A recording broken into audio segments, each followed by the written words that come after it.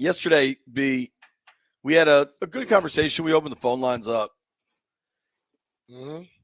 Here's what changes when the football team's good, right? Like, sadly, this time last year we were debating is how old a guy, right? Like, is this offense right? Is Ron going to make it? I think we probably We knew the answer to the last one. by Halloween we kind of knew all the answers. This year's lost again, and who knows what happens next? Yeah. This year it feels so different. So I just pulled this up. By Halloween last year, they were 3-5. Yeah. So maybe there was some level of hope still at that point, but not really. No. This year is entirely different. And we're not debating the future or how you make it work or any of that. It is, how good is this team right now? And what could they possibly do? And are they top 5, top 10 in the power rankings? These sorts of things. And through 8 games, through the halfway point here, if there's one Achilles heel, I think it would be the red zone. Offensively, they've scored 18 touchdowns on 35 entries into the red zone. They are 24th in the NFL ranking of red zone offenses. Mm-hmm. That's bottom third of the league. Offensively, you're not going to find a whole lot of warts. That's kind of the only one. We just saw it in the Bears game, their inability to score in the red zone. Mm-hmm. There have been penalties. I think the penalties have derailed them several times, other than just not the ability. The fact that they can score from distance helps them out some too. Right. Like the fact if you're going to be third in the NFL in scoring and yet 24th in red zone scoring, you're still scoring a ton. Yeah. But think about how good that could be. How do you get your red zone offense to become more efficient? The thing about the red zone is that is the place where you can have those mistakes and hiccups and things that set you back because it's so, tight. You get down there, it's first and goal at the 5. You're more than likely going to leave with a touchdown. But boom, somebody jumps. Now you're first and goal at the 10. Something else happens. You back at the 15. It now limits what you can run. But if you're first and goal at the 5 with no issues going on, you run what the hell you want to run. So they have to stop being their own Achilles heel. And things are completely changed. Yeah, it would certainly help. I don't know if it's that simple. I am really curious why Brian Robinson didn't get much work in the second half last week. We know he's dealing with he had been dealing with that knee issue. I think they just weren't on the field very much. I mean, their offense wasn't great against the Bears.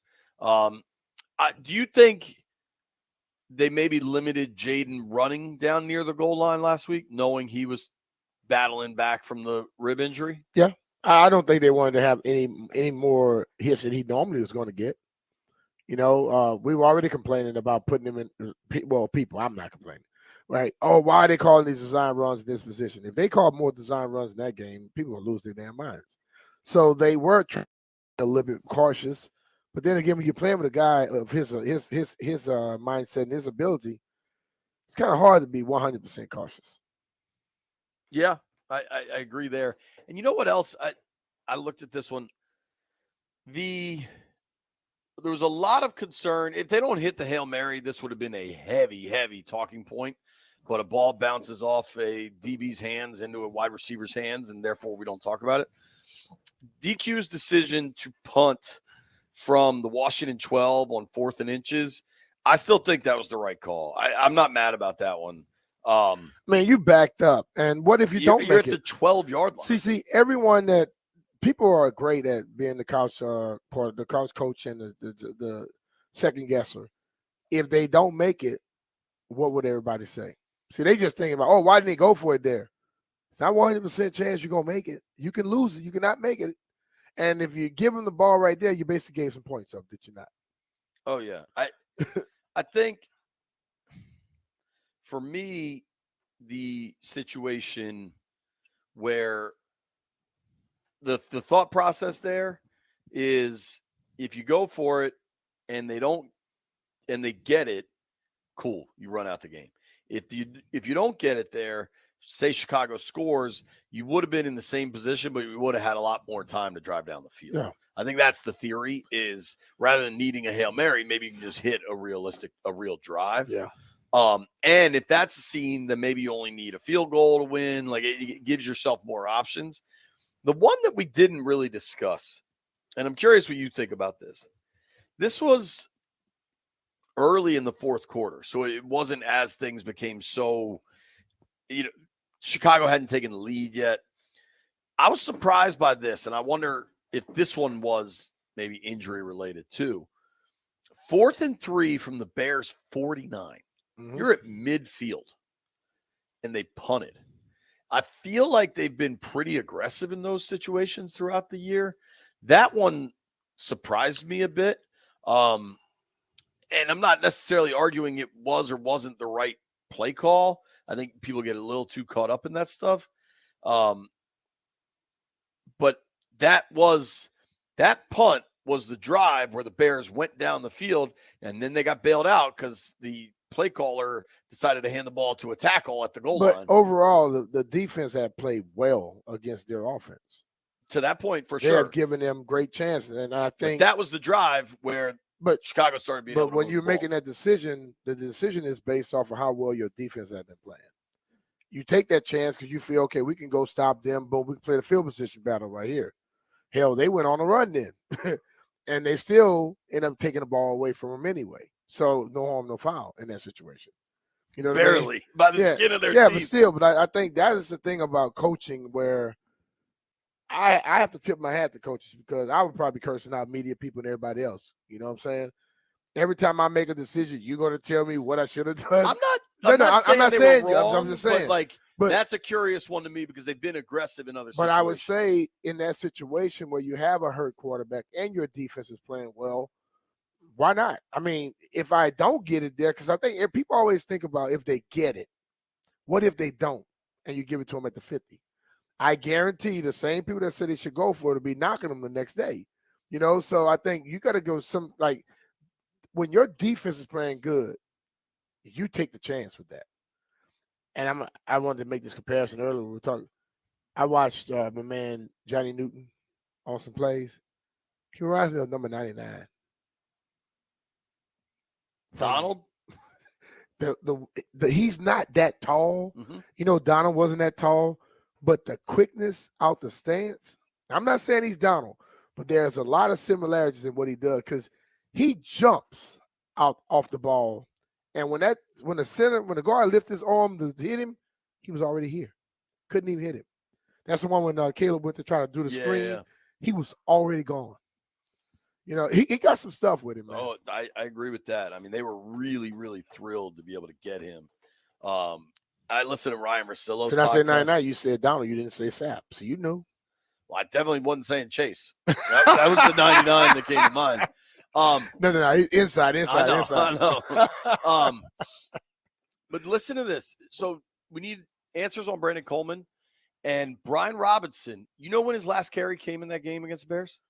Late in the second. Late in the third.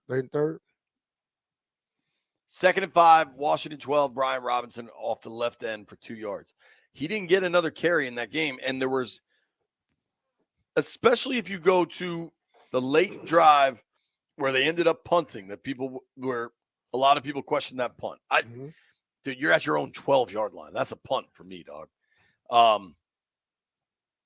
If you look at that drive, I guess B-Rob got a carry on 1st and 10, 2nd and 9, and they just couldn't get anything done. 4th and 1, you punt. Mm-hmm. So I don't know.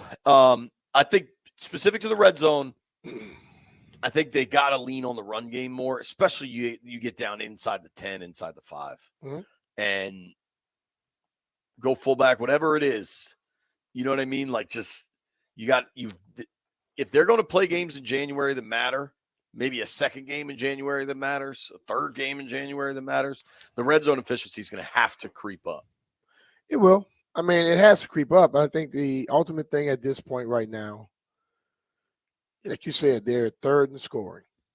We went through the thing where they scored, 8, 12, whatever, 13 straight drives or whatever it was. They know how to get down the field. But I would say every time they get in the red zone, for the most part, they make a mistake. They have a penalty, they do something weird or whatever. And that has to be eliminated because what you have a momentum going, you have a rhythm going. And then now all of a sudden you're at the 10-yard line and then boom, your rhythm is stopped. Now the guy that just jumped, you know what he does next play? Comes off late. That's that defensive player getting to his chest, Right. knock him back, you lose some yardage. Now you were going from we were inside the 10, now we back up to the 15, 16, and we got to go for the end zone. Or you settle for the field goal. I think a lot of times they did not make the mistake to try and force something where you can get an interception and yes, they will get the 3 because they score so damn often. It's ridiculous.